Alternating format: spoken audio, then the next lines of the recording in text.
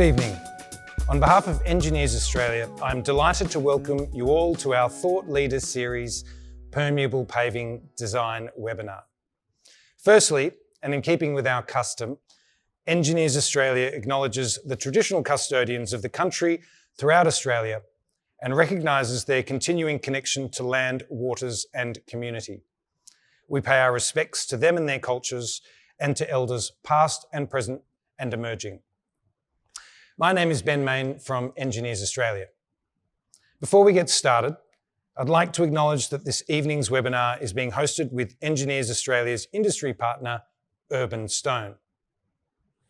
Urban Stone is part of Brickworks Building Products, one of Australia's largest providers of innovative quality building solutions.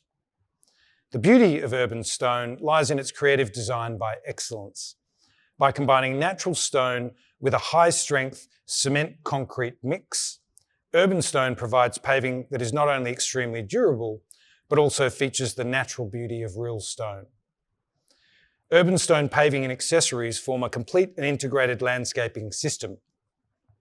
The resulting combination is aesthetically stunning and vastly superior in quality. So whether it's paving, bullnoses, bollards, or other handcrafted accessories, it all comes together to provide you with an impressive look and feel that can transform your project into something truly extraordinary. Now it is my great pleasure to welcome Michael Munro from Brickworks Building Products and Urban Stone. Thank you, Michael. Good evening and welcome to tonight's event on behalf of Brickworks and Urban Stone. My name is Michael Munro and I'm the Communications Manager for Brickworks Concrete and Facade brands, which includes tonight's sponsor, Urban Stone. As Ben has mentioned, Urban Stone provides a range of commercial and residential pavescape solutions. Our products have been used on iconic projects across Australia, something we are proud and privileged to take part in. We are also part of Brickworks, which includes a number of other leading building product brands, offering bricks, roof tiles, masonry blocks, retaining walls, precast concrete, facades, and so much more. I'd now like to share with you a short video about our business. Throughout the past 110 years, the face of building materials has continued to evolve. We're here for a lifetime of living. This is Brickworks. More than brick, and more than just building products, we are a foundation for today's lifestyle and a leader for today's style. We manufacture a wide range of building products. Products like no other. Local and international innovation. Sourced from around the world to exceed customer expectations. Distinctive and luxurious products. Beautiful products that stand the test of time. Building inspiration and innovation with an unmatched standing of style. This is Brickworks. I'd like to thank you all again for joining us for tonight's presentation. I'd also like to thank Mizuna Rahman from the University of South Australia and our moderator for tonight's presentation, Ben Main from Engineers Australia. Mizuna is a professor in geotechnical engineering and a professorial lead for the University of South Australia's STEM program, STEM standing for Science, Technology, Engineering and Mathematics. He leads a geotechnical and pavement research team of 3 academics, 1 research associate and more than 10 PhD students at the University of South Australia. Please join me in welcoming Mizuna Rahman from the University of South Australia. Hello, good evening. I'd like to thank Ben Main from Engineers Australia and particularly Michael Munro from Urban Stone and Brickworks for introducing me. Thank you all for joining today. I've been involved in pavement research and teaching at UniSA since 2010. However, I got the first opportunity to learn interlocking and permeable pavement only since 2018. And that was while leading the development team of the software Design Pave for Concrete Masonry Association Australia. Although I was active in the discipline, it took me about 8 years to get into permeable pavement technologies. I imagine many active professionals like me are less exposed to this high potential technology. Today, with this talk, I hope I'll be able to give you a general understanding on some features of permeable pavement. So, my talk includes today a definition of permeable pavement, its application and design principles. Permeable pavement basically designed for hydrologic design, which consider rainfall and runoff. But today I will also explain a little bit about mechanistic design when permeable pavement exposed to traffic loading. Some feature I will explain so that the audience or the engineers are aware of these technologies. Then I will talk about application case studies. I will give a little demonstration of design prep software and we'll discuss about some takeaway messages. The pavements that allow rainfall and surface runoff to infiltrate through their surface, and this reduces urban flooding by increasing water management efficiency. As you see the image over here, in permeable pavement we have a permeable paving layer where the water infiltrates to the deeper layer, to the sand bedding layers and granular base course. To design this permeable pavement, we need to consider hydraulic design, and it has three features. First, the climatic conditions. So where we consider the rainfall and temporal distribution of the rainfall. As you imagine the rainfall in Adelaide and let's say in Brisbane, that would be significantly different. So we need to consider these to know how much available water available to store in permeable pavement. Then we need to talk about hydraulic properties of pavement layers, that is hydraulic conductivity of the pavers, base course material, and bedding sand layers. Then we also need to consider permeability of the natural soil or subgrades. If we design a permeable pavement for infiltration system, that means the water will infiltrate to the natural soil. So we need to consider three different conditions: climatic conditions that tells us how much water will be available to store, hydraulic properties of the pavement layer system, and then hydraulic properties of natural soil. Let's see about the application of permeable pavement. The permeable pavement broadly applied in runoff control.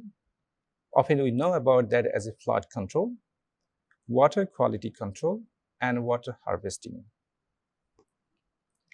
These three objectives can be achieved with different type of pavers for different applications. Over here, I explain few of them. The first one is hard landscaping, where the pavers are designed for footpath or gardening. They do not consider any traffic loading. Then it could be used for residential pavements, for example, the driveway to your house or a suburban residential road, car parks, public space of the pavement where we do not expect any traffic loading. Of course, road pavements and industrial pavements. As you see, some of these applications I colored with brown color where we need to consider traffic loading. Also, for industrial pavement, we are expecting heavy traffic loading. So that would be another case where hydraulic design is not adequate. So for designing permeable pavement, in my view, hard landscaping and public space may be designed only with hydraulic design. But if we are designing pavements for residential pavements, car park, public roads, then it has to be combined with hydraulic design and mechanistic design. Now let's talk about hydraulic design. As I said, hydraulic design may have three features. One is the climatic condition that tell us how much rainfall we're gonna get in a particular area and their temporal distribution. Over here, I'm showing climatic condition of Australia. Geoscience Australia divide Australia in 12 zones depending on the climatic conditions. That is shown in the left-hand side figure over here. If we take 5% annual exceedance probability rainfall for 30-minute duration from these areas, then if we draw a map, we'll get the right upper hand figure over here. As you see over here, the rainfall in northeastern region would have higher than 120 millimeter rainfall per hour. But if we consider Adelaide over there, you may see the rainfall could be less than 60 millimeter per hour. So the available rainfall in different regions are different that we have to consider in our design. Now, within these rainfalls, how they are distributed over time for 30-minute duration, that would be different for different areas. The bottom right-hand figure shows that some of the rainfall at the front load would be lower, but at the middle, we would have high intensity and then lower again. In some other cases, there would be, the difference would be not that much. So, Australian rainfall runoff suggests us to consider different temporal distribution for designing. For example, in Adelaide, the recommended 4 temporal distribution for 5% annual exceedance probability for 30% rainfall is shown over here. If I explain the figure, for example, the first one, the right-hand axis is telling us the percentage of increment and the time in x-axis. Every 5-minute duration is shown over here. For first 5 minutes, we would have rain about slightly more than 10% rainfall. Then second 5 minutes, it would be slightly less than 30% rainfall. And the distribution of our was shown up to 30 minutes. But we have to consider different probability of distribution because we do not know what temporal distribution we would get for future rainfall. So over here, 10 different rainfall distribution we have to consider in our design. Now, when we know the climatic condition, that is amount of rain and its distribution, then we need to think of the hydraulic properties of the paver. There are many different types of paver. In general, we can put them in 5 different categories. Paver with opening with narrow joints. They are usually smaller paver with a surface area of 0.08 square meter. In between the paver, we would have narrow joint, which is less than 5 millimeter.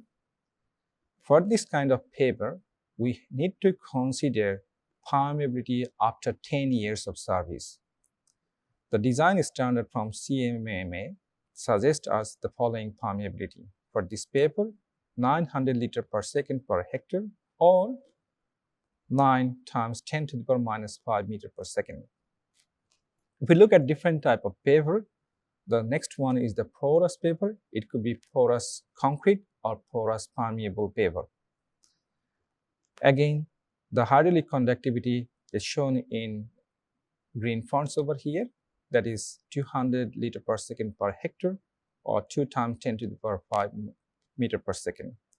These are just estimated recommended value. There will be other kind of paver with wide grass joints.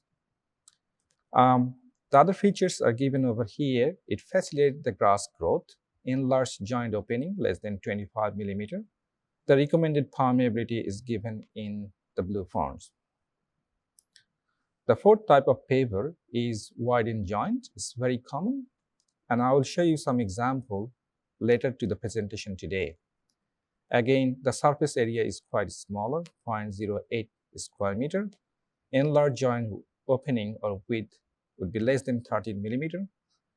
And hydraulic conductivity or permeability would be 500 liters per second per hectare, or 5 times 10 to the power minus 5 meter per second. The last type of permeable paver is grass stone and grits. Again, the permeability is different. it is 100 liter per second per hectare. So whatever permeable pavement you are choosing to use in your construction, you may classify them within these 5 groups. Then you could use the recommended values. The hydraulic conductivity for bedding sand layer or granular base does not really impact the design because they have very high permeability. So let's now think of hydraulic conductivity of subgrade material, that is the natural soil. On top of it, we will be building up permeable paver. If we want to see the soil classification all over the Australia, that shows the left-hand side figure. It shows different kind of soil, but it doesn't tell us hydraulic conductivity. So what we have done, we develop an algorithm to transfer these soil to the non-geotechnical type of soils, and that is the right-hand type figure. When you know this type, then we can easily assign the hydraulic conductivity of this material. So this table shows type of soil over here, their minimum and maximum hydraulic conductivity, and assume average value for design. Now, as you see, these are enough information for hydraulic design, but it doesn't consider any traffic loading. So now I will talk about a couple of features for mechanistic design. In mechanistic design, I will consider to discuss only 2 features of mechanistic design. The first one is distributed axle loading. Sometimes we convert that one to equivalent standard axle loading. Over here in the figure, on the y-axis, it shows the occurrence of wheel load, and the x-axis is showed the axle group load in tons. So we have 4 different types of axle load over here. For example, single axle is standard tire, single axle single tire, single axle double tire, tandem axle double tire, tri-axle double tire. As you see in this figure, the wheel load would be different at different points. That is completely ignored in hydraulic design. So damage of permeable pavement due to this traffic loading is not considered in hydraulic design. The other feature is when you know the wheel load would be distributed to the pavement. So I have a schematic diagram over here. The wheel load in terms of stress would be 700 kPa, which is equivalent to the air pressure on the tire. The block presented by yellow diagram over here has a stiffness of 32 megapascal and Poisson ratio, then sand layer, then base course, then subgrade material.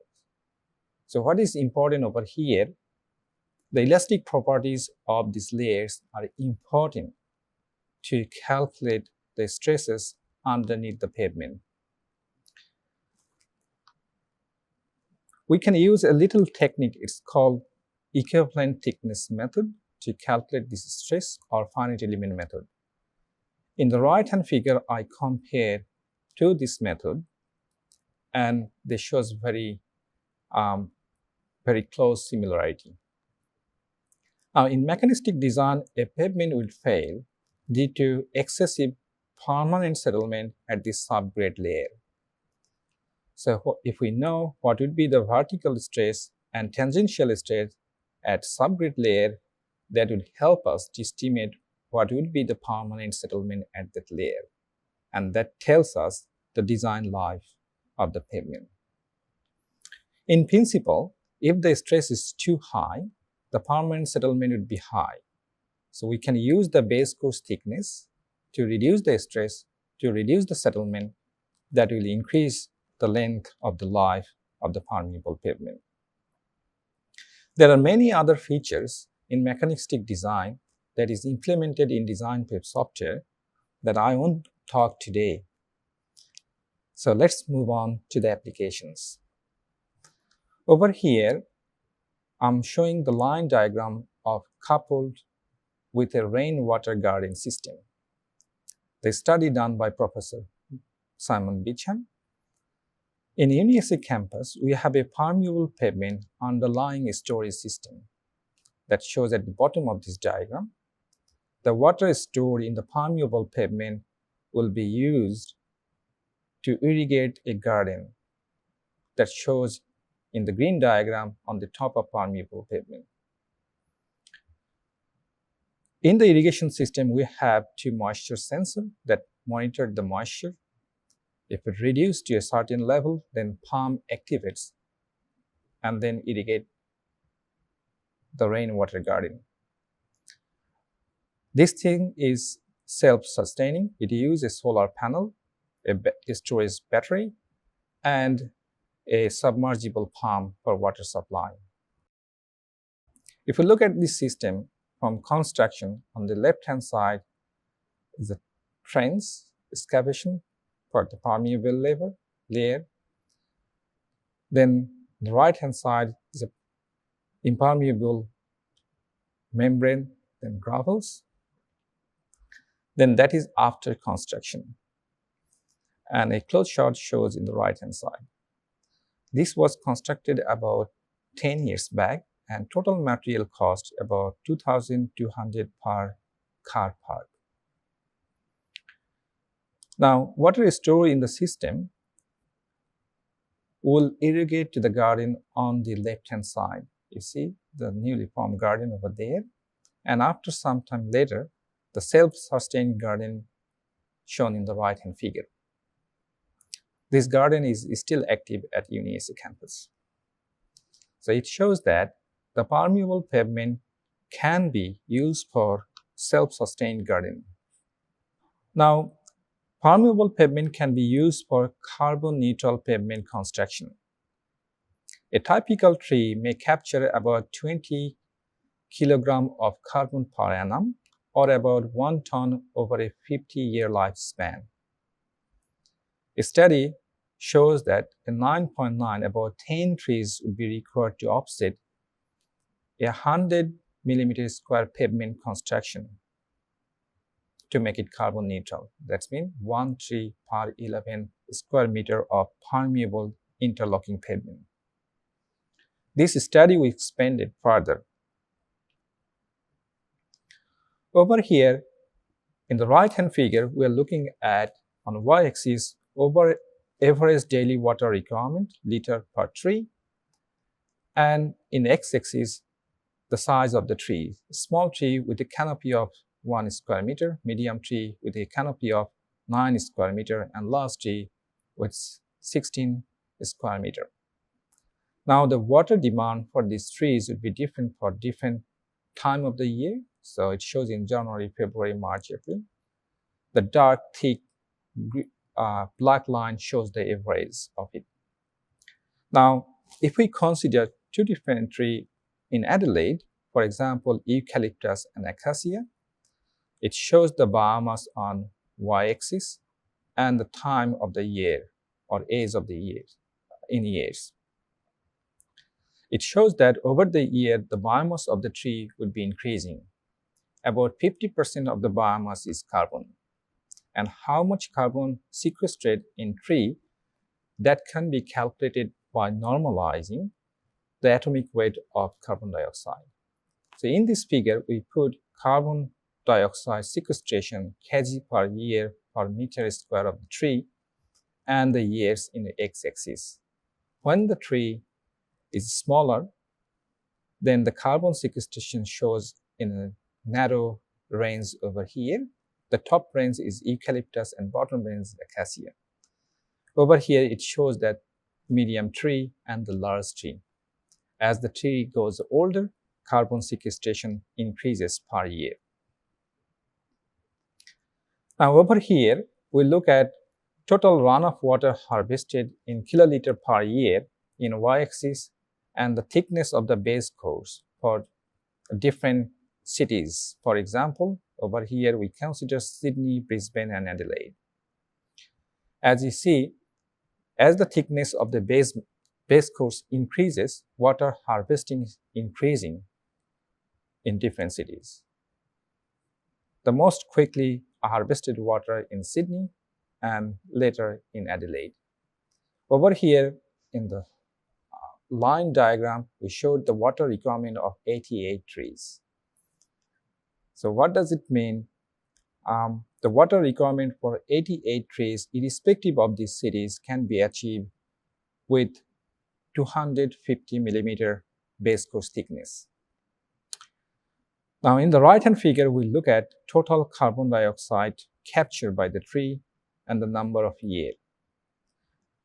The horizontal shaded area shows the range of carbon dioxide footprint for different thickness of the pavement construction.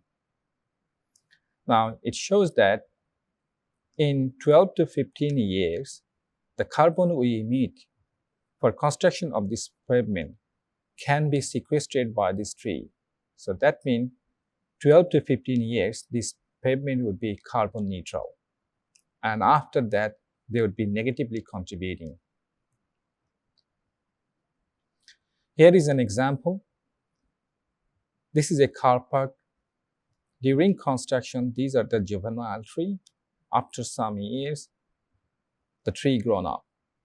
That means the permeable pavement can support the water for the tree's growth and carbon sequestration. Another example is heat island effect and the permeable pavement application. This is a screenshot from urban heat and tree mapping of Adelaide. This is Adelaide CBD over here. You may notice the pavement surface are hotter than other areas. So there would be something that we could do to reduce heat island effect.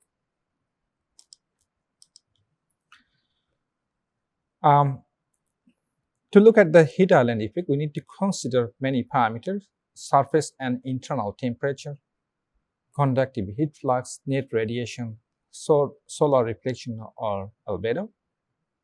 A study from Japan shows that permeable interlocking concrete paver would have a surface temperature of 40 degrees centigrade, but if we have black asphalt, the temperature can go up to 58 degrees centigrade. The figure on the right-hand side also shows sensible heat flux for different type of pavement. At daytime, permeable pavement would be 160, at night time about 40 watt per meter square. But if you compare this asphalt and porous asphalt, this is much smaller than other type of pavement. We also did other study at UniSA looking at evaporation rate of water based on the depth of water from the surface of permeable pavement. If the water is closer to the surface, the evaporation rate is higher. In effect, that reduces the surface temperature. So what we see, the air temperature measured 10 centimeters above the porous concrete was cooled by more than 12 degrees centigrade when water was available at or near the upper surface of porous concrete. So permeable pavement can achieve these quite easily. There is an application for industrial loading, for example, Leppington Bus Depot. A top view shown on the right-hand side and the plan view shows on the right-hand side. The top view on the left-hand side and the plan view on the right-hand side. The shaded area at the middle is actually permeable pavement. So I'll show you the construction with a video, and I will try to explain some of the features while running this video.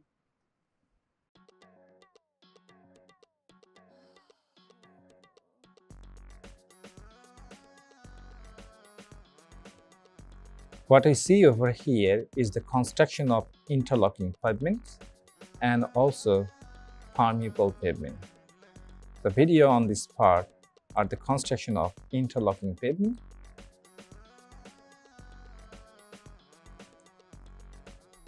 When it comes to permeable pavement, I'll explain different features of the permeable pavement for the construction. Over here, On the left top corner, the section you see with marks, that will be the permeable pavement section. The other part is interlocking pavement section.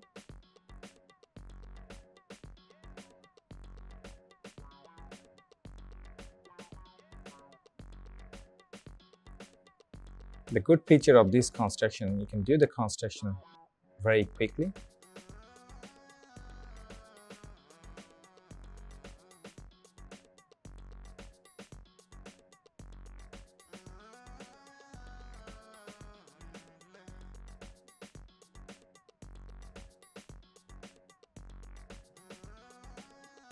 Again, top left corner is the permeable section, so we have the trench for water storage.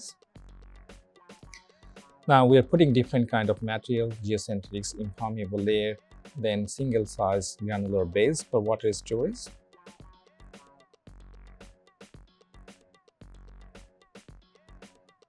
Then one layer of geocentrics, bedding sand, and the permeable paver.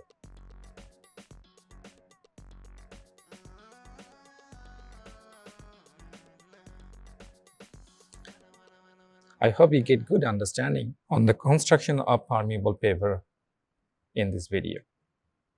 The Leamington Bus Depot pavement was designed with Design Pave software. Here I show the link for the registration of Design Pave. If you register, you will get a free software from Concrete Masonry Association Australia. Now, there are a few challenges with permeable pavements. One of them is tree root effects. On the figure on the left-hand side, you see it's not permeable pavement. The tree root goes just underneath the asphalt pavement. It's mainly because if you have impermeable surface, then there is water condensation. Tree roots like water, and they search for water and they grow there. The application of permeable pavement shows on the right-hand side. On the top figure, just underneath the permeable pavement, we had sand bedding and then base course material.